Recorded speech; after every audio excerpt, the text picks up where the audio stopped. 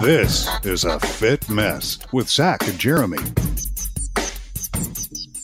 Holy Shit Moment is the name of the book that we'll be talking about with author James Fell in just a few minutes. But also talking about holy shit moments because we've both had several of them in recent years. And we'll get into exactly what they are. But, you know, to sum it up, it's an epiphany. And it turns out there's ways that you can not just wait around for them to happen, but you can actually make them happen. So we'll get into all that in just a little bit. But first, I'm Jeremy, and that's Zach, all the way over in New York now. What's up, everyone?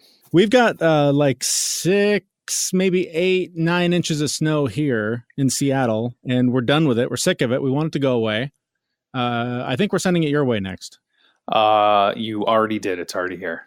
So it actually warmed up the other day, and all the snow melted, and then I went to work today and there was no snow on the ground, and I got there at like 7:30 and they kicked us all out at 1:00 and there was like 3, maybe 4 inches on the ground already. I mean, it was coming down hard. So we've had it build up so much here that I was in my backyard last night, and it started to rain a little bit here, and it's starting to wash some of the snow away. And the last time we had this much snow melt this quickly, my basement flooded. So I was out there last night getting the sump pump out of the shed and sticking it in the ground to get it working in case the same scenario repeats itself.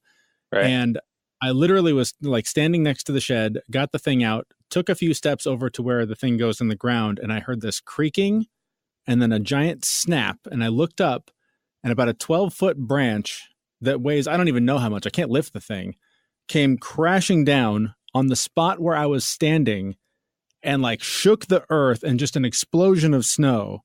Wow. And I was literally like maybe 30 seconds earlier standing in that spot.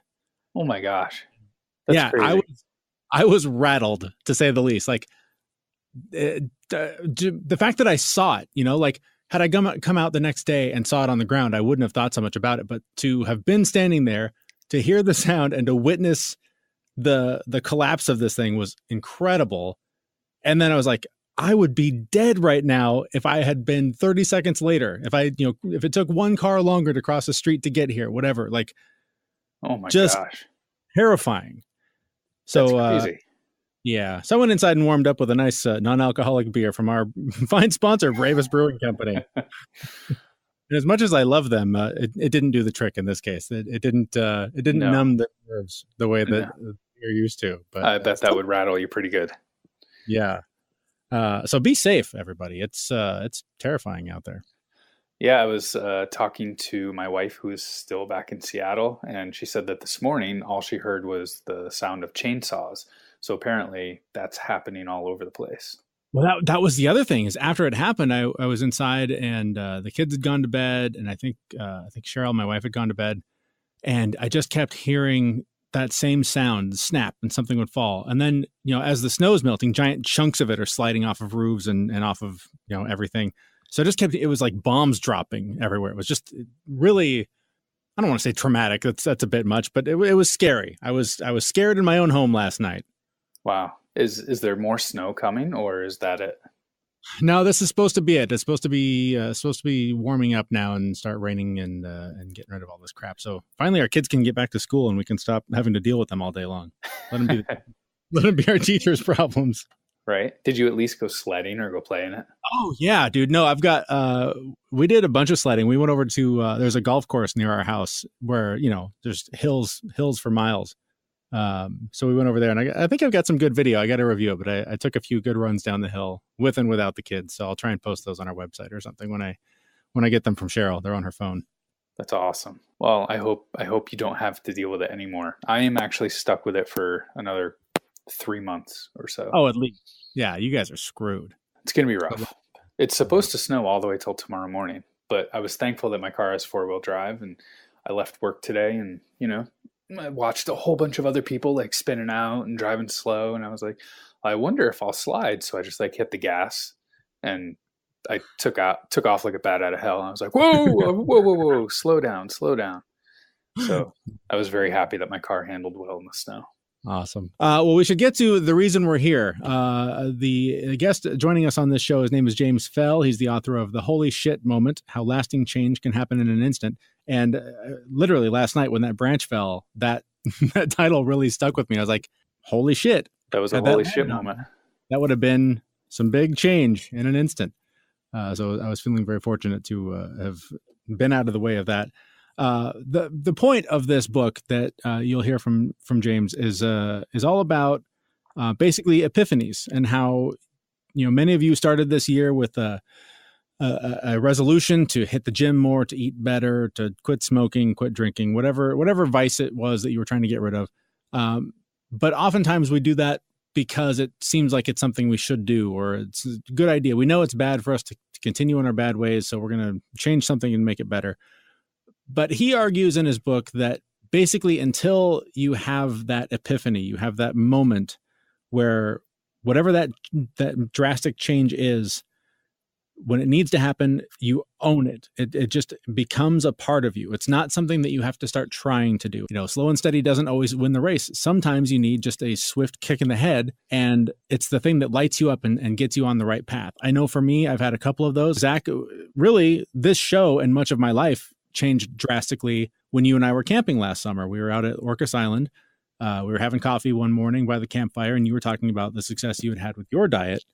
And sort of the accidental benefits of what you were doing and how they're making you feel. And I thought, well, Jesus, I can do that. I've done something like that before. And I came home and started that day. Like I just was like, this is what I do now. And dropped a bunch of weight, and it just started kicking all kinds of doors open for me in regard to my health and the way I live my life. And so that really resonated with me when I read this book, and just thought, that was one of those key moments where it was instantaneous. Just in that moment, I decided I'm that guy now, and it just changed everything. And you've worn it very well. Oh, thanks. Congratulations. Thank you. What about you? I mean, I know you had similar situations. Yeah. So I think the first time it really ever happened to me was when I got a new job, and I realized that my boss was relatively in good shape, and I tried riding home on a bike with him, and he just, he was like talking the whole time. Meanwhile, I'm out of breath the entire time, and I was like, this is bullshit. I remember that day because I was like, I don't really enjoy riding bikes, but I was like, I'll try this workout program called Insanity, and I did it for like 120 days straight. It was just that moment of like, oh, I'm out of shape, and people are in better shape than me. I need to get in better shape. And it happened really quick. And then it just I became addicted to it and owned it. Is that sort of what sent you down the path that you've now been on pretty much since that point in terms of taking care of yourself? Yeah, I think well, I mean, we could go even further back to when I smoked and weighed, close to 300 pounds and, ate McDonald's every night. We could go that far back, because I've had multiple epiphanies that have moved the needle a little bit to the point where the needle is at now. So I won't bore everyone with all of those stories, but suffice to say that it's little changes. It's little things that have happened along the way that have gotten me to the point where I'm at now. And that's part of what we talk about with James Fell, again, the author of The Holy Shit Moment, how lasting change can happen in an instant. Let's start out talking about your book. And as we were just talking about this a moment ago, but the title of your book is brilliant because it's so eye-catching to use profanity in the title. Tell me a little bit about kind of the inspiration for how this book came about and why that title and sort of what the holy shit moment is. Well, I had a holy shit moment about holy shit moments is how the idea for the book came about, which, really a lot of our great ideas that come to us usually come to us in a flash. So, when I was actively searching for this cool idea for a book, and it kind of popped in out of nowhere. But the title, I didn't really approach it from the perspective of, oh, hey, swearing in titles is hot, I should do that. It was nothing so constructed. In fact, I wasn't a big fan of the title out of the gate, but we didn't have one a couple of weeks before pitching it to publishers. And my agent just said, come up with a list of ideas. And I sent him 10 of them, and he came back and said, let's call it the holy shit moment. I was like, really? I'm kind of lukewarm on that one. And he goes, no, it's very descriptive. It describes what it is. And really, after I looked at the rest of the list, that was the most accurate title because that's what happens. It's like you have this massive flash of insight and you go, holy shit. And so, that was it. And everyone else liked it. The publishers liked it. Everyone I told liked it. And I thought, yeah, okay, I guess I'm cool with it. Nice. Yeah. So then let's talk about the holy shit moment. What does it mean to have a holy shit moment? It's the vernacular, common verbiage for a life-changing epiphany. It's something that we've been studying for millennia. Great thinkers, philosophers, psychologists have examined this both philosophically and scientifically. And it's when you have this massive awakening, and it can be an insight, a solving of a problem where the answer comes to you like a bolt out of the blue, the lightning strike of sudden awareness about something. There's also the more mystical type where you believe, God threatened to shove a lightning bolt up your ass if you didn't do something that you felt that you must do. But either way, it's generally an answer to a question that quite often sends you on a quest, a new direction. That it's not like, hey, this is a cool thing that you should probably do. It's no, buddy, you got to get your butt in gear and you must do this and nothing's going to stand in your way. It's funny. So I've had a number of these, but I've had 3 significant ones in the last 3 years or so. One was I was having some knee issues and my physical therapist basically said, you got to get on a bike. If you don't get on a bike, your knees are going to deteriorate over time. And so I started thinking about, well, I live close enough to work. Maybe I could like ride to work and try that out. And I had been talking to my brother about it and I was hesitant about it because I wasn't an active enough guy to think, hey, let's go ride a bike 10 miles a day. And, and he finally just said to me, dude, all you need to do is just own the identity. Just become that weird guy that rides his bike to work every day. And something about him saying those words, I went, God, it really could be that easy. And I just sort of decided I'm that guy now. And I went and bought a bike and started biking ever since. That's like epiphany inception that you just described. It totally is. It happened in a moment. So there's the sudden insight that, oh, wow. But what he said was really the executive summary of what my book is about. That it's when we look at behavior change, which is you need to ride your bike every day. That's a behavior. It's an action that you take. That's a surface level thing that if you only focus on doing that thing, it doesn't, to use a Marie Kondo term, it doesn't necessarily spark joy or define you as a person. It's just an action. And we preach the tortoise versus the hare when it comes to behavior change, because usually it's at odds with who we are. Otherwise, we'd already be doing it. And what your brother talked about was that you need to adopt this identity as the weird guy who rides his bike to work every day. That is at its fundamental core precisely what this is about, where you are just, you change at that core level of yourself and what your values are. Like you're a person that's going to, through thick and thin, hop on his bike and ride it to work and then ride it home again. And that syncs up all of those, values and beliefs and attitudes. And yes, your behaviors of what you do on a daily basis that make it essentially effortless rather than this struggle of dragging yourself over some type of motivational tipping point and you just suffer through because you got grit or willpower or some kind of crap like that. And it's so interesting because it did open the door to other, I don't know if they were exactly holy shit moments, but they it sort of opened door after door to where I have a similar story to where one day I just kind of woke up and decided, you know what, I'm done drinking. I'm just not going to do it anymore. There's just been weight was an issue. And I just decided that's it. I'm going to try something else and dropped a bunch of weight. But none of that would have happened had I not taken that first step. And so that's where I wanted to kind of clarify a little bit about what you talk about, especially in the tortoise versus hare scenario, because a lot of people think of the epiphany as the instantaneous boom moment, but it doesn't necessarily have to just come out of the blue. It's like, it sounds like you're saying that you can sort of cultivate them by making small changes along the way to allow for them to happen. There's a quote from, I think it was the Buddha, and I'm totally going to butcher this quote, but it was something to the effect of that sudden insight is an accident and meditation makes one more accident prone. And what that means is that if you are working toward having this type of insight, you're far more likely to have one. And there's lots of tips and tricks that we can use to stack the deck, increase the likelihood that something like this is going to happen, rather than just, hoping for it to happen. But the thing is, we're talking about human psychology here. We don't have any statistical analysis of if you complete X number of steps, there will be X% increase in, it doesn't work that way. But we're looking at self-evaluation and self-analysis and self-compassion so that you can understand yourself better, as well as, what your environmental situation is and what your dreams may be, and rolling the dice and hoping something better happens for the future. Rolling the dice is one thing, but there are active steps you can take to sort of cultivate them. And I'm a big believer in meditation. It's been a life-changing thing for me. But what are some of the things that people can do? Because I'm sure, people are going to be listening to this and saying, I work my ass off. I want better things. I want to make more money. I want to lose the weight. I want to do whatever.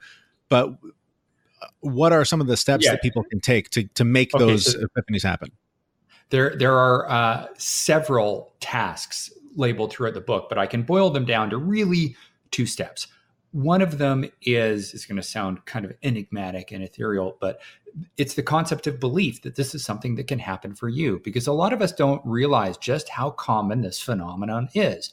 And the reason for that is that a lot of people have had them, but it's such a deeply emotional and transformative experience. We don't like to talk about it too much because it's a little weird, right? It's most people and this is the research backs this up, is that most people who've had this sudden life-changing epiphany never tell anybody, or maybe just one person, like their spouse. And yet, when I put the call out on Facebook saying, hey, I want to talk to people about it, suddenly there's this great unburdening, like, wow, someone actually wants to hear my story. And then they're anxious to tell it. But because of the fact that we don't know that maybe our best friend or our sister or significant other or parent or whatever had this event, that we don't necessarily think it's something that can happen for us. The reality is very common. So if it's happening for all these other people, believe that it's something that can happen for you. That's the first big step. The second one is a little more concrete, and it's in 2 parts. One is analysis. Most of us go through life on cruise control. We don't think about, what do I want to do from here on out until I dirt nap? What is my purpose in life? What is an important quest that I could go on? And we need to start asking ourselves these tough questions: is who am I deep down as a core identity that compels me to create greatness in some way, or be the best version of myself that I could possibly be? We're not usually asking ourselves these questions. So engage in that regular analysis. So that's part 1. Part 2 this is the really important part that most people ignore, is they don't understand that the answer to the question doesn't come while you're actively trying to solve the question. A life-changing epiphany is the bolt out of the blue, the sudden lightning strike that hits you seemingly unbidden, but it was bidden via these previous activities that I just talked about.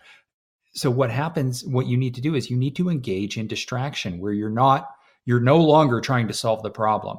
And that involves unplugging, leaving your phone at home, going for a walk out in nature, the whole shower thoughts thing, meditation, prayer, getting comfortable with being alone with your thoughts so that these bits of data in your brain can meander and collide and gel in that profound way that just says, this is it.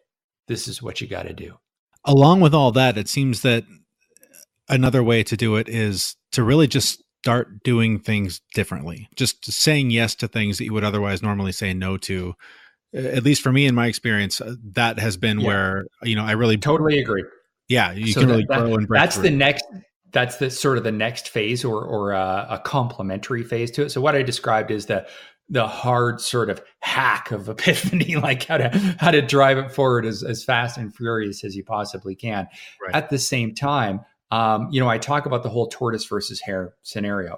there's the baby steps approach of, gradually adopting little bits of change. And then there's the hare where, hey, let's, it's you're suddenly inspired and you run off in this new direction. And it can be, it doesn't mean it has to be one or the other. You can do the approach where you are behaving like a tortoise and yet thinking like a hare, where you're trying different things.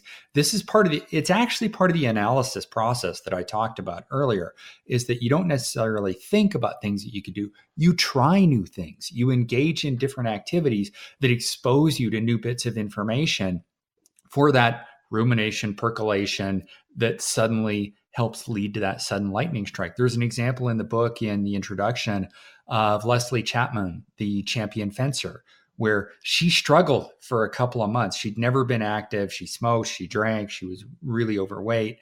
And fencing was the one thing that seemed like, maybe I'll like that. And she didn't like it for the first couple of months. But then there was that big transformative experience. 10 years later, she's winning a silver medal at the North American level.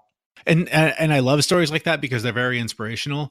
But I also wonder, at least for me, as I've been on this sort of journey in the last couple of years, that I think a lot can get, you can put a lot of weight on having that one transformative moment. And at least for me, I've found that once I have one, I'm open to many more. And so should people, I guess I'm trying to figure out how to ask this the right way, but should people be waiting for that one moment, or should they be working to cultivate as many of them as they can? Because it seems like it can happen a lot. I would definitely favor the latter because I would hope so. There were people there were people that I talked to where it just came out of the middle of nowhere. And it's a great story. It's like, wow, that's really cool. I wish I could have that happen for me. But we are trying to hack this a bit. We want to make this happen. And generally speaking, if you sit around on your butt waiting for it to happen, it might not. This is about stacking the deck. This is about making it more likely to happen. And that involves that, introspection that we talked about, and experimentation, as well as coupling that with the whole engaging in those types of, the shower thoughts or meditation or out for a walk in nature that allows the answer to be delivered. Speaking of hacks, one of the things you mentioned in the book is psychedelics, and I have an increasing interest. Obey the law. Yeah, exactly. Obey the law. Nobody break any laws. But this is something that in therapy it comes up a lot as an idea for managing depression and sort of exercising some demons that have been with me for a long time. I've never done it, but I'm the more I read about it and the more I hear about it, I'm definitely interested in pursuing it down the road. So can you talk a little bit about how that fits into all of this? Well, I did a brief analysis of it as half a chapter. And when I was writing that chapter, I didn't realize that Michael Pollan of the Omnivore's Dilemma fame was writing an entire book on it.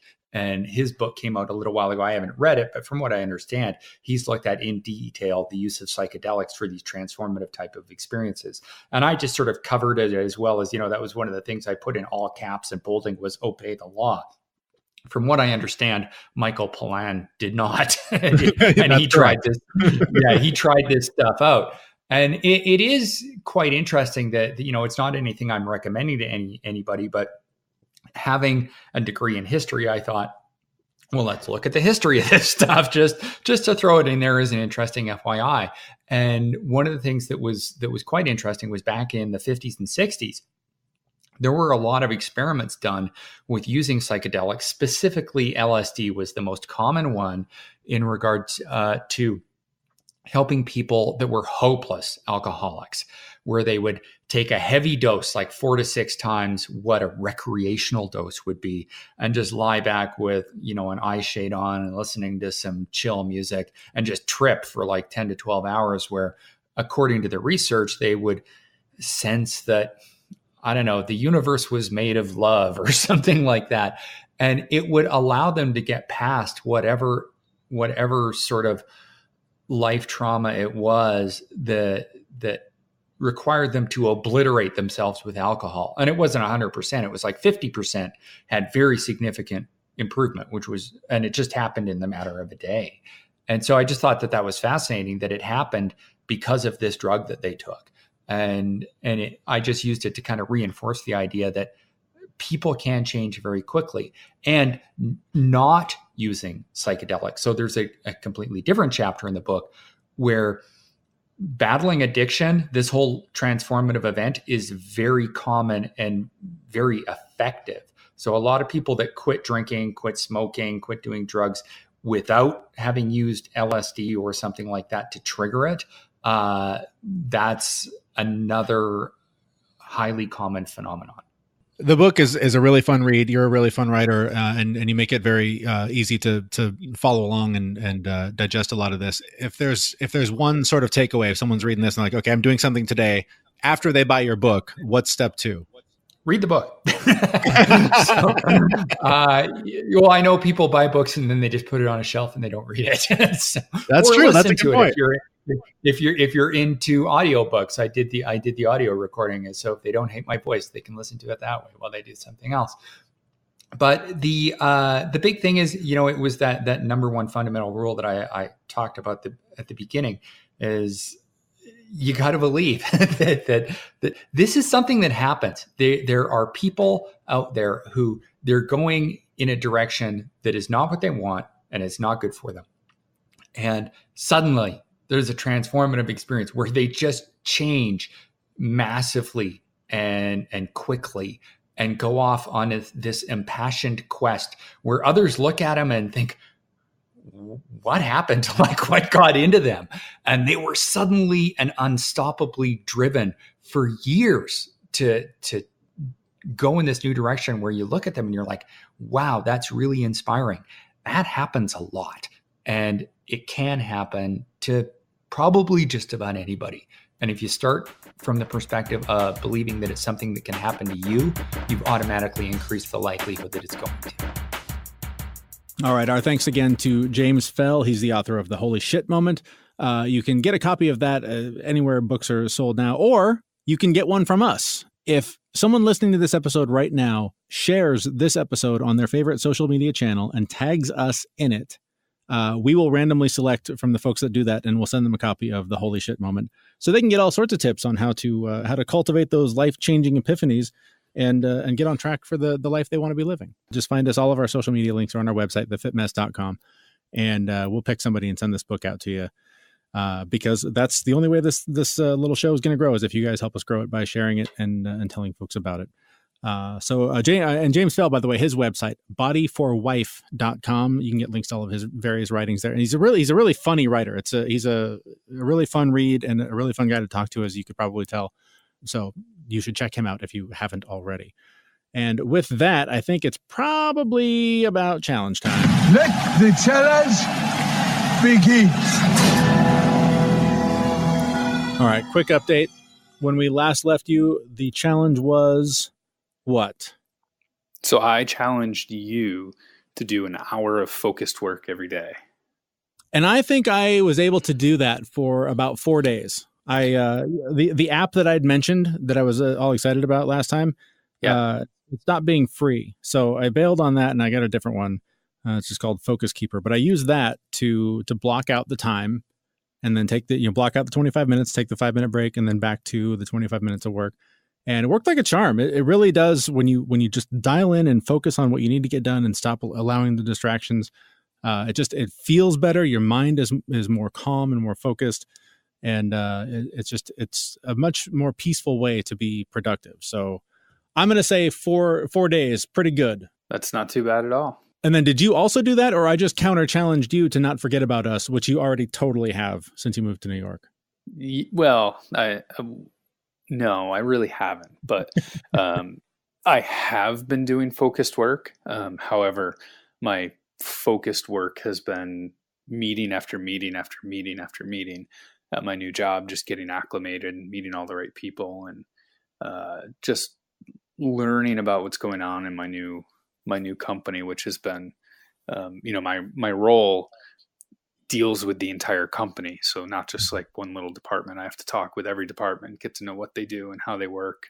So I've been doing a lot of focusing, but it's been in a very different manner. It's been through conversations and meetings, and by the end of the day, my brain is just absolutely fried. So then you feed it with a big helping of ice cream. Well, I haven't had any ice cream since I've been here. I've very, very purposefully stayed away from it and not buying it. That's kind of a win. Yeah, no, it was pretty good. But I do have to say that, so let's go back to, you challenged me not to forget about you guys.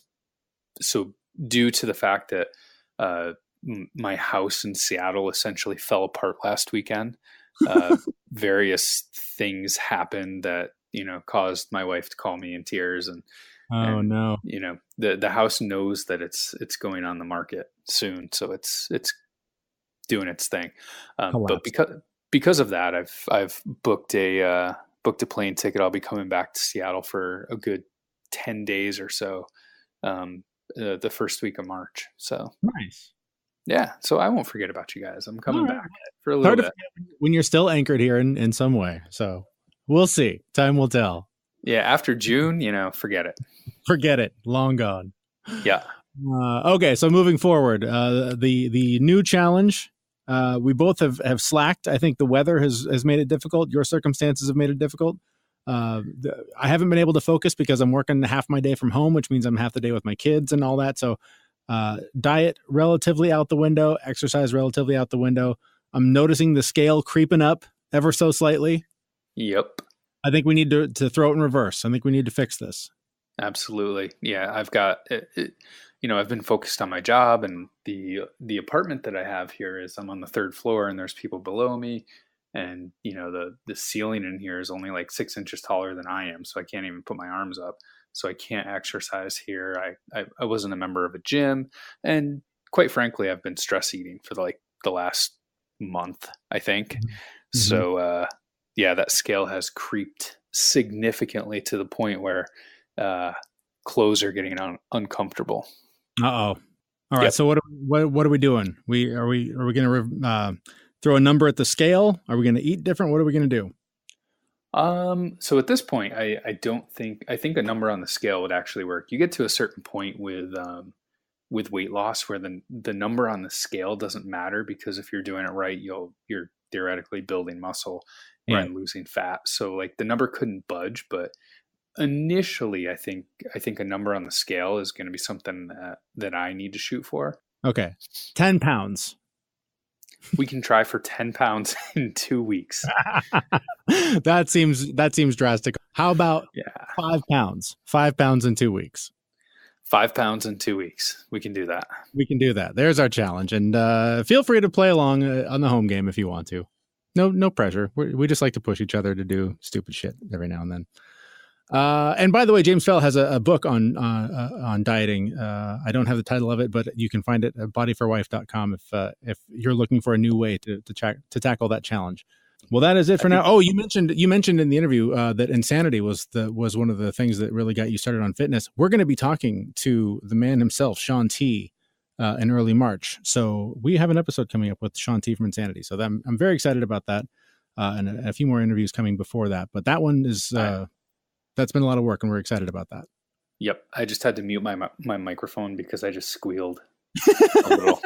All right, so more information on that as we get closer to that, but thank you for being there. Thanks for your ratings and reviews on Apple Podcasts or wherever you find us. And keep in touch on Facebook, Twitter, and Instagram. We're pretty active on all three of those. Links to all of that and more at our website, thefitmess.com. Until the next time we see you in a couple weeks, we'll see you soon. Thanks for listening. See you, everyone. Bye. We know this podcast is amazing and does not seem to lack anything. But we still need a legal disclaimer. Jeremy and Zach are not doctors. Please consult your physician prior to implementing any changes that you heard on this podcast. The listener assumes that Jeremy and Zach do not know what they're talking about and that you'll do your own research on the topics talked about in this podcast. The hosts of this podcast are not liable for any physical or emotional issues that might occur directly or indirectly as a result of listening to this podcast.